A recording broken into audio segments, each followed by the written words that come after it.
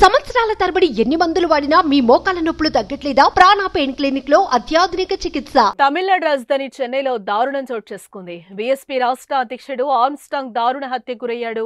సెంబియం ప్రాంతంలో ఉన్న తన నివాసానికి సమీపంలో కొంతమంది పార్టీ కార్యకర్తలతో మాట్లాడుతూ ఉండగా ఫుడ్ డెలివరీ ఏజెంట్ల రూపంలో బైక్లపై వచ్చిన 6 సభ్యుల ముఠ కిరాతకంగా ఆర్మ్స్ట్రాంగ్ పై కత్తులతో విరుచుకుపడ్డారు. అనంతరం దుండగులు అక్కడి నుంచి పారిపోయారు. దాడిలో తీవ్ర గాయాల పాలైన ఆర్మ్స్ట్రాంగ్ ను హాస్పిటల్ కు తరలించినప్పటికీ ఫలితం లేకుండా పోయింది. ఇది ప్రతీకార హత్య కావచ్చని పోలీసులు అనుమానం వ్యక్తం చేస్తున్నారు. గతేడాది జరిగిన ఆర్కోట్ సురేష్ అనే గ్యాంగ్స్టర్ హత్యతో సంబంధం ఉండొచ్చని భావిస్తున్నారు. హత్య కేసులో ఇప్పటి వరకు 8 మంది అనుమానితులను అదుపులోకి తీసుకున్నట్లుగా తెలుస్తోంది.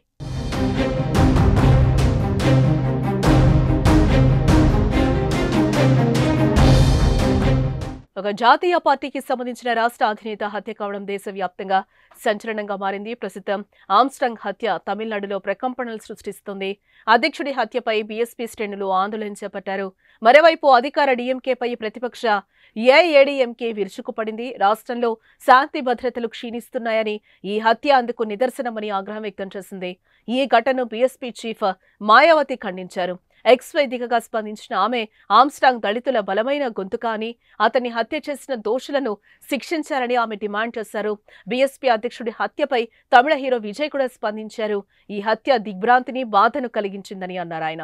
సీఎం స్టాలిన్ వెంటనే చర్యలు తీసుకోవాలని కోరారు. ఆర్మ్స్ట్రాంగ్ తిరుపతి ఎస్వీ యూనివర్సిటీలో LLB పూర్తి చేసి లాయర్ గా పనిచేశారు. తర్వాత రాజకీయ రంగప్రవేశం చేసి చెన్నై కార్పొరేషన్ కౌన్సిల్ కు 2006లో ఎన్నికయ్యారు. 2022లో నిర్వహించిన ఓ ర్యాలీతో అందరి దృష్టిని ఆకర్షించారు. వెంటనే బీఎస్పీలోకి చేరటం, పార్టీ అధ్యక్షుడి పదవి దక్కించుకున్నారు.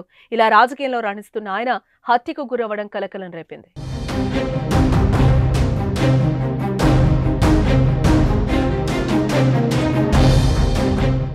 సుమన్ టీవీలో మీ పర్సనల్ అండ్ బిజినెస్ ప్రమోషన్స్ కోసం కింది నెంబర్కి కాంటాక్ట్ చేయండి.